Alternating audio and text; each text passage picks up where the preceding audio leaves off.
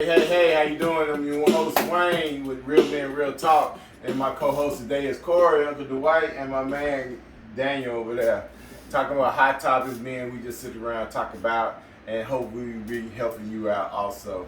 Hey, I say Daniel, have you dated a chick and the red flags like kicked in?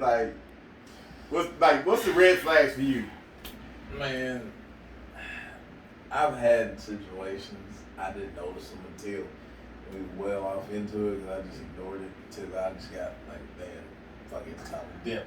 Now, when my cutoff game strong, I cut your ass off. So it comes like a storm in the night. Or what this? Like, man, wait, what happened? So bad the way it'd be a week before Christmas. You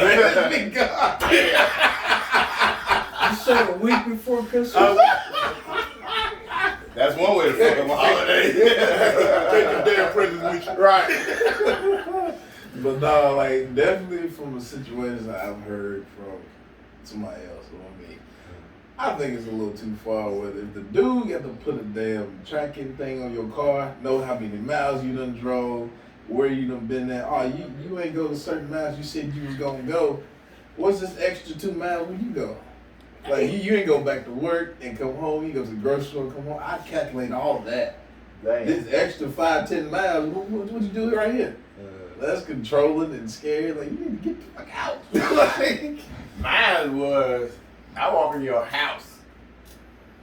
One, if you ain't got shit, and then the house nasty, I won't be back. No, this ain't it. you see a little Bucky and his friend crawling on the wall. Especially you got little buddies that should be there. Me being a mama's boy, you can't talk about my mama. You can't come in on my mama. You can't say nothing about my mama.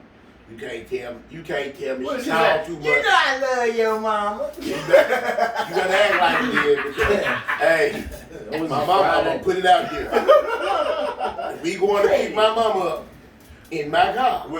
She's sitting in the front seat. Did you ever? She's sitting in the front Did seat. you ever just introduce your mom to a lot of people you dated? Like your mom Only say, about- "Hey Corey, don't fuck with that girl." That was my grandmother's role. My Uh, mama was always happy-go-lucky. She loved everybody. oh, okay. It was only later on in life she caught that the ones I didn't want to always Grandma, stay with her. our grandma. You don't be the one All that- grandma gotta do is look at it and she gotta say hi. Don't fuck with her. Grandma was she was a matchmaker. She was pretty cool with that. But Yeah. like I said, any woman that wants to go against my mama and my sisters and them right off the rip, or try to separate me from my mama and my sisters, we gonna have a problem. But check this, saying that, leading on to that, and on to that, there was like a YouTube video or something where this dude, he was driving his girlfriend's car, coming to pick the girlfriend up, but the mama was in the front seat of the whip. Now somehow she was mad at him because I think he was late picking her up, or this and that. And then the girl got into it with his mama at barking orders and shit. Now you need to sit in the back. I'm in the Oh front. yeah, I'm I seen man, that. what? I What seen would you that. do? See, for me, I don't live in the same state with my mama, so you ain't got to deal with my mama 24/7. Mm-hmm. You know what I mean?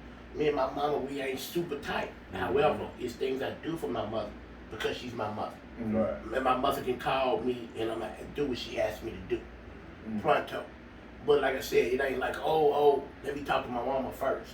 Let me get with my mama first. It ain't like that. But at the same time don't ask me what I do for my mama. Don't ask me what I provide for my mama. That's off limits. Right.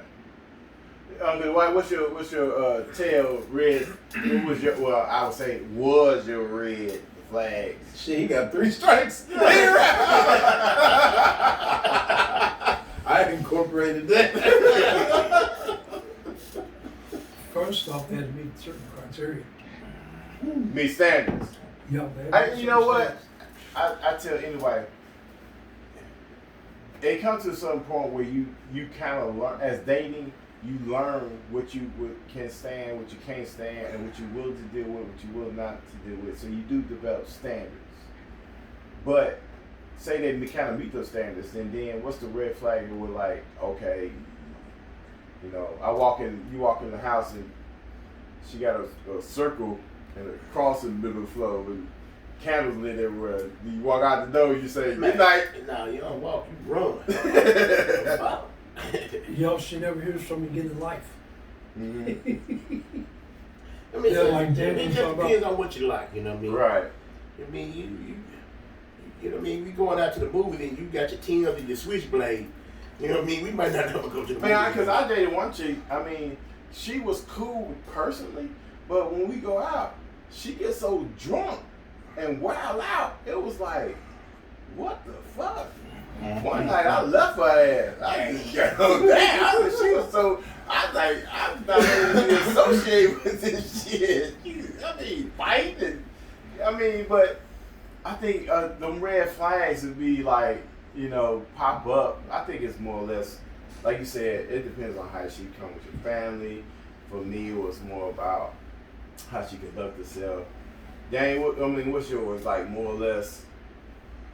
Like, you can't accept me and my family how we are. We're genuine people. We don't make enemies. I think that's. You know what I I'm think saying? family got a lot to do with it Yeah. for a guy. And insecurities. Well, you know what? It's But that too, because you know it's some battered women out here. You know, you definitely ain't gonna be able to fit. you can't fix have that. your own too. Once they broke, it may be, you may be able to seal the crack, but the crack's still there. With so I think a lot of red flags for certain. I guess certain individuals. But you Yes. talking about the 3 strikes. Yeah, there's certain, you know, you have certain criteria, then there's certain things that tick you off. Insecurity is one of the things that would tick me off. Mm-hmm. Like, one example, I was a nightclub owner one time, and my thing was about making money. Right. You make your customers feel comfortable because your process is making money. You gotta be sociable. And this one female I was dealing with, I'm going around, you know, greet people and stuff, Mm-hmm. and she started loud talking me. That was strike one. You know, and there was no reason for her to be that way. Because you Because you I took more spent than X 5 amount minutes of to talk to time. that chick. No, I didn't play that shit. Because, for one thing, she knew what all my time was. Mm-hmm.